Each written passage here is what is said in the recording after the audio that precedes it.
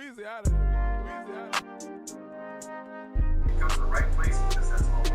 We upload 3 or 4 times in a week. So if that's of interest to you, politely ask the like button to give you a ride home. But instead of sitting in the front seat, sit directly behind you and then proceed to violently kick the back of their seat the entire ride, periodically asking if you're there.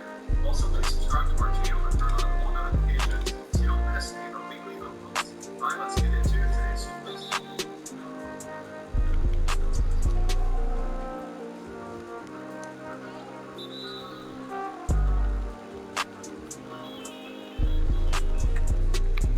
On May 23rd, 2011, an age 26-year-old woman named Jamie Miner was working in a fancy restaurant in Austin, Texas. That night, something seemed to come over Jamie, and she began acting erratic, according to her coworkers. So erratic, in fact, that her boss told her she had to go home. And so some of Jamie's coworkers decided they would call one of her friends to come pick her up because they were concerned that Jamie could not get home under her own power. But it would later turn out that when that friend showed up at the restaurant to get Jamie, Jamie wasn't there.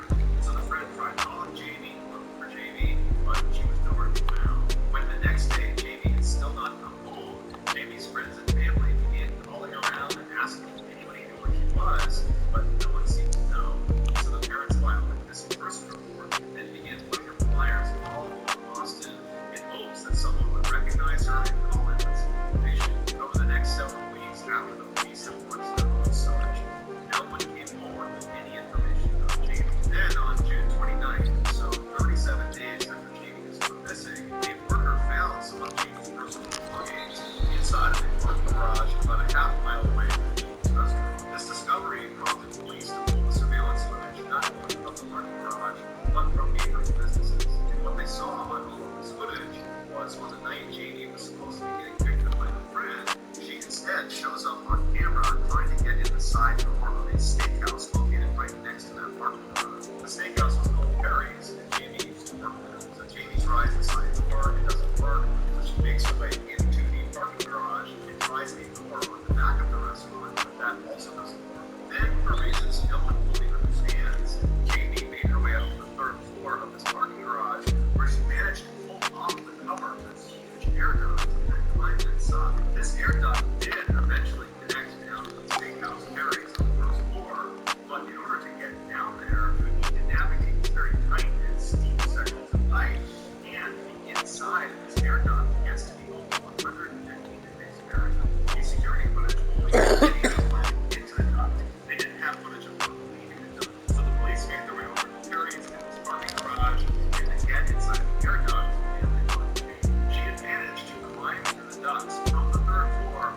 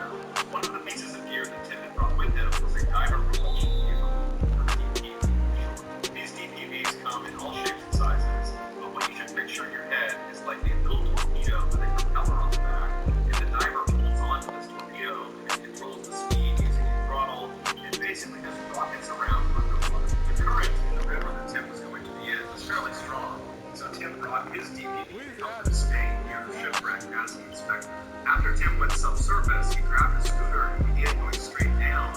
And the water was not very clear, so he couldn't see the shipwreck at first. But after going down about 50 feet, he saw this beautiful boat. It was perched on its side on this fairly steep embankment, with its nose pointing in the direction of the river was flowing. Right away, Tim got to work swimming around the shipwreck, looking for different points along the boat where he could attach lift bags, and marking those locations on his diver's sleeve, just like he tried recently. But after going around the boat several times, Tim had not seen the actual impact site on the side of the boat that caused it to sink in the first place. And he wondered if it was hidden on the side of the boat that was laying in the sand. So Tim decided he wanted to go down and look, so he went down to where the sand met the boat. But as soon as he got down there, he kicked up all the mud and the sand, and it killed his visibility. And so he grabbed onto the side of the boat, and he picked up his DPV and turned it on with the propellers pointed back towards where the mud and the sand was. And he kind of used the propellers of the DPV like a leaf blower, and blew the mud and sand out of his field of vision.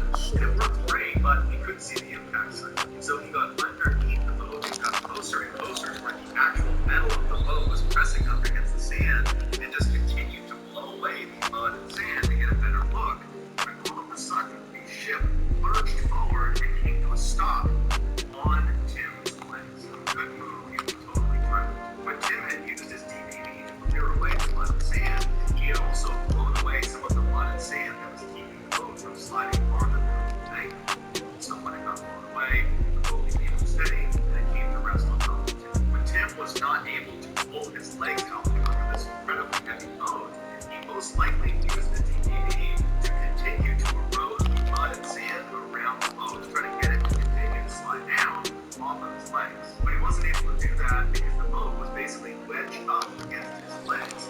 Tim's legs were the thing keeping the boat from sliding any farther. And because Tim did not bring a dive partner, there was literally no one there to save him. And even though he had told the marina owner that he was going out to survey the wreck, he had not given his timeline, so no one was expecting him. And so he would have realized very quickly that there was virtually nothing he could do but wait to die. Several hours later, someone on the surface noticed Tim's diver down flag on that buoy and called in the authorities. When the fire department's dive team went down to the wreckage, they found Tim.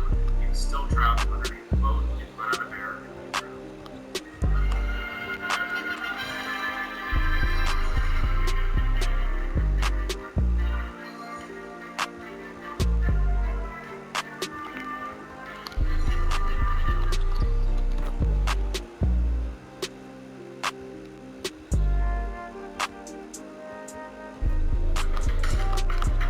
Boost of energy and hydration help keep you going. Amino acids to help you recover after. Hydrating energy from electrolytes and caffeine from natural sources. Advanced energy that lets you recover support without any show. If you ever got it, serotonin helps you develop and sustain energy. Energize you every day with energy. Weezy out of here. From a young age, Carrie O'Connor had an intense love of learning.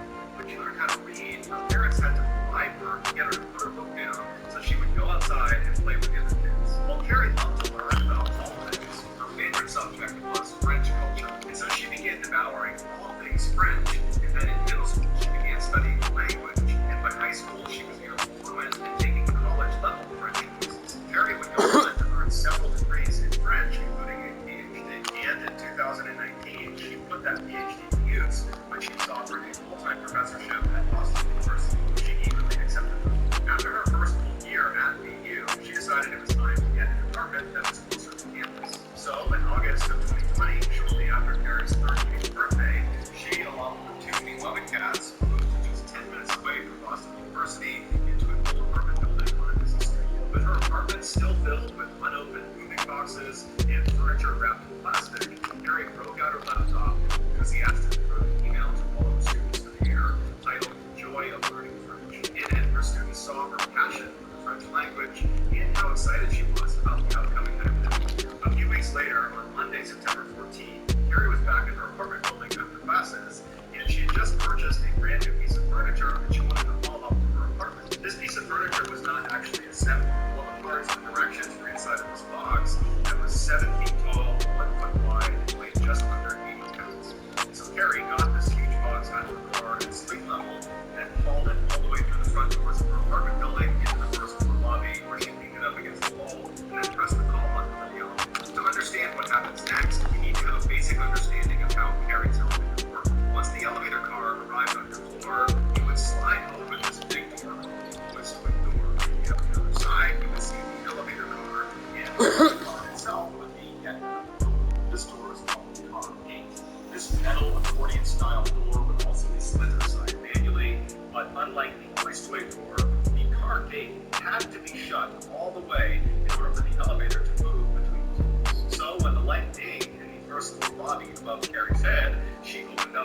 passageway door, then she reached inside and slid open the car gate, then she grabbed her package and began trying to push it inside of the elevator car. The only way it looked like she could fit this huge package inside of the elevator was if she got it in there at an angle standing up.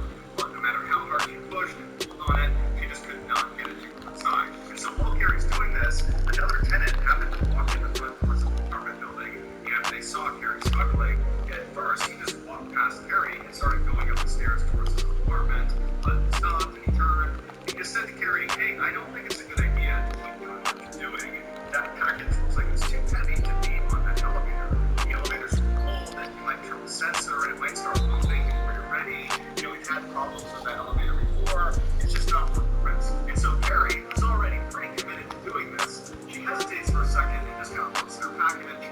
She looks up at the guy and says, "You know what, I'm just going to try it one more time to get it inside the elevator." And so Carrie goes back and tries to get it on, and this other tenant hesitates for a second and then decides, okay, I'll help her do it. And so he goes down and he holds open the hoistway door with his hand, and Carrie goes inside of the elevator car, and she uses her hip to keep open the car gate. The two of them begin pushing, pulling, and finally they're able to wedge this package at an angle inside of the elevator room. So Carrie thanks the guy, he says no problem, he turns and walks up the stairs and disappears. Once he was gone, Carrie didn't press any of the floor buttons. Instead, she tried to close the car gate over the top of her package. But at the same time, a maintenance worker in the floor below her, which was the basement, hit the call button for the elevator. Unbeknownst to Carrie, the top of her huge package, where they wedged it inside and pressed up against the sensor at the top of the door frame that registers when the car gate is shut. And so when the maintenance worker pressed the call button, because that package was pressing on the sensor, it tricked the elevator into thinking the gate was shut and secured, and now it was time to move. So the car began to go down, but it only made it a couple of feet before the movement caused the package to slip off of the sensor, causing the elevator to stop. Carrie was most likely very confused how this car would have moved, considering the car gate was still wide open. But she had bigger Bro, I'm trying to adjust it. What the fuck? But she didn't panic. Instead, she decided she would just get her package back inside the elevator car, and then she would figure out what to do next. The package, when it came off that sensor, had fallen forward and was basically jutting out of the elevator. So the top half of it was in the first floor lobby, propped up against the floor of the first floor lobby. And so Carrie turned around so her back was facing outside of the elevator, and she got down in the squatting position underneath her package, so her shoulder was up against the package, and she began pressing it up as hard as she could until she managed to press the package back inside the car. But again, the top of that package made contact with that sensor that registers whether that gate is shut. And so, believing it was shut and secure, the elevator began moving down again. This time, Carrie, whose back is to the opening of the elevator, she lost her balance and fell backwards out of the elevator into that narrow space between the outside of the elevator and the inside of the elevator shed. Now, if the elevator had not been moving, she probably could have just crawled back up into the elevator, but unfortunately, her package this time did not slip off the sensor. And so the elevator still believed the gate was shut, and so it kept on moving down. And so as soon as Carrie fell into this narrow space, the movement of the elevator would have sucked her up into that space, crushing her up against the inside of the elevator shed wall as the car forces its way down past her towards the basement. But the car doesn't even get to the basement. It stops once Carrie is pinned perfectly between the elevator and the elevator shaft. The fire department quickly arrived to Carrie was off. So that's going to do it, guys. If you found the secret in today's episode, let us know in the comments what it is and where you found it, so give us the timestamp. And if you're the first to do that, hit you at the top of the comment section. If you got something out of today's video and you haven't done this already, please politely ask the like button to get you a ride home. And when they say yes, instead of sitting in the front seat, sit directly behind them and proceed to violently kick the back of their seat the whole ride, periodically asking if you're there yet. Also, please subscribe to our channel and turn on all notifications so you don't miss any of our weekly or video uploads. If you want to get in touch with me, you can direct message me on Instagram or on Twitter. My username for both platforms is the same as John Ballin 6. I also have a ton of content on TikTok. My username is Mr. Ballin. I also have a second YouTube channel called Mr. Ballin Shorts, where I post random short videos and lost episodes. If you have a story suggestion, please submit it to our subreddit. Just look Mr. Ballin.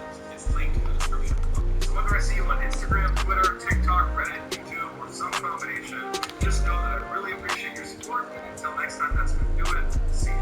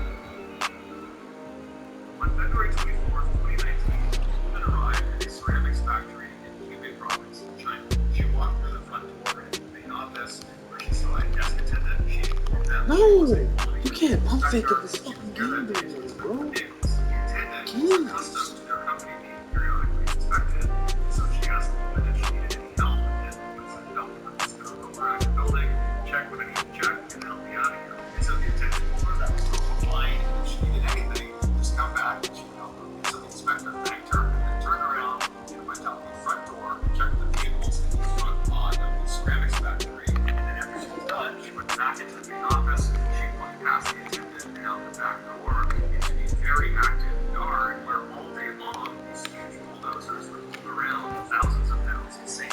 And so the inspector walked out that back door and she scanned the yard and she saw there were two bulldozers doing just that, moving all around. And then off to the left side, there's a dump truck that seemed to be stationary. So very confidently, she just walked right into the yard and made her way over to that dump truck. And when she got there, she flagged the driver down and said she was an inspector and that she was going to check the vehicle out. So the driver helped her by turning on and off signals, moving back and forth, and then at some point the inspector needed the dump truck driver to back up a significant distance. She needed lunch and dinner, and so she, the inspector, backed away from the dump truck until she was in the middle of the yard, standing right in front of this parked bulldozer. What happens next is all going on video.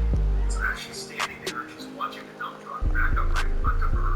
The bulldozer driver right behind her turns on the machine and immediately lurches forward. Now, the driver of this bulldozer did not see the woman, and she was in his blind spot right in front of the bucket of the bulldozer.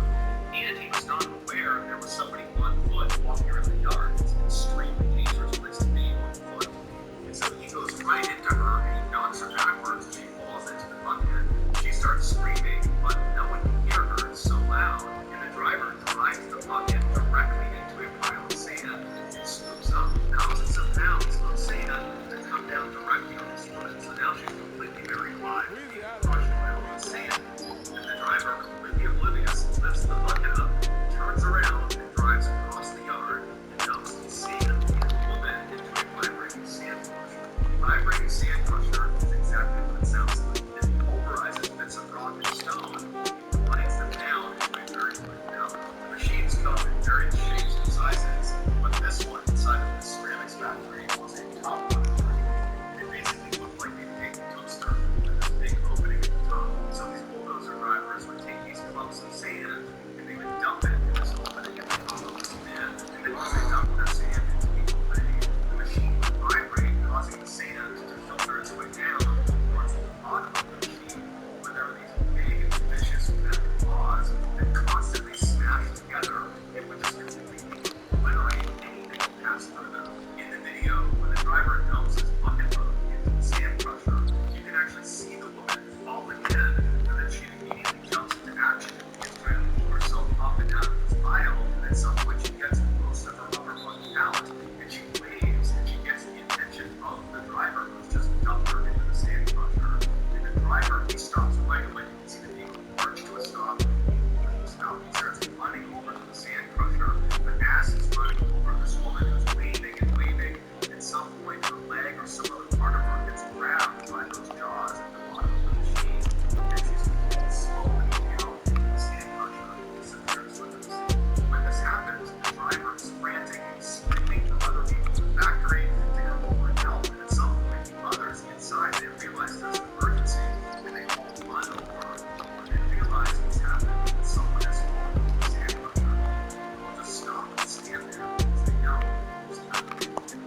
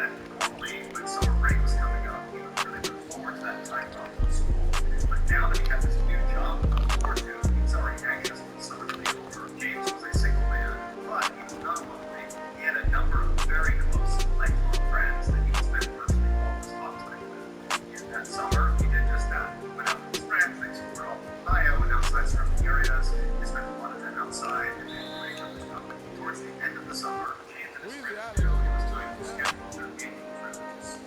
Cedar Point is a beach park about 2 hours northwest of the state of Illinois. It's situated right on the shores of Lake Erie, and it's known for its incredible roller coasters, of which they had 17, making them the second most affordable.